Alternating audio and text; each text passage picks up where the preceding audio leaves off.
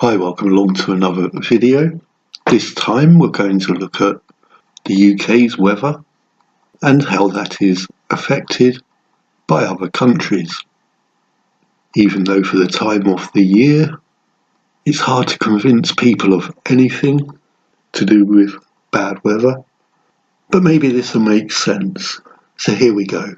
So the last couple of years it's been non-stop raining, storming. Normally at worst we get a Cat 1 hurricane. We're seeing multiple Cat 2 hurricanes nowadays. So what could be pushing all this bad weather over the UK every day? And that's if you're ignoring the trails in the skies, etc. So we're looking at this from official news, if you like, with certain information and a map. We'll look at what's going on and how likely it is that what other countries are doing are creating some pretty nasty weather north of the Channel. So if we start in Morocco and Spain. So Morocco's Algates, I think that's how you pronounce that. Their programme has been operational since 1984 and Spain has been active since the early 1970s.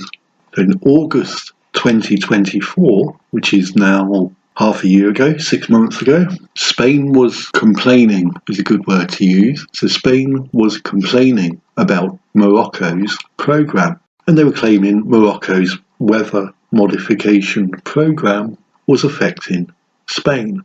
Keep in mind, up to 2024, Spanish people were complaining about Spain's weather modification affecting the weather, not Morocco's.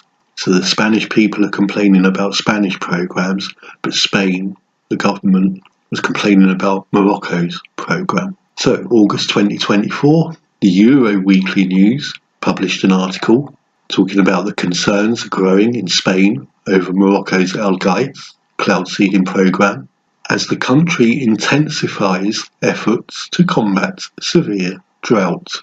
So we know Morocco's upped its game, it's got more intense, there's been a storm, people have died, may people rest in peace. Spain has an active weather modification programme. If it isn't getting anywhere with Morocco, what's it going to do? Spain is going to up their programme to deal with their drought, because effectively that's the logical move, isn't it? They've got an active programme, so why not just step it up a bit? And of course, the experts weighed in about Morocco's flood, saying it couldn't possibly do that. It's definitely not the cloud seeding, even though they've done cloud seeding and they intensified it. It's not that. It's local. You can only affect something very local, like above your house type stuff, is what the experts think.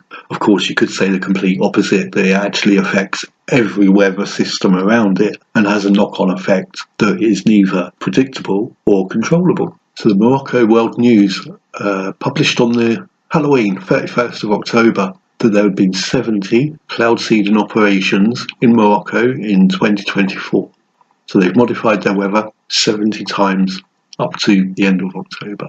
So on the same day that was announced, an Italian news site, El Messaggero, published an article stating speculations continue regarding the causes of the tremendous flood that struck southern Spain, particularly the province of Valencia, where there were a lot of people passed over in that storm, wasn't there? So in the article, they mention that among the hypotheses is the alarm raised in August by meteorologists about cloud seeding in Morocco.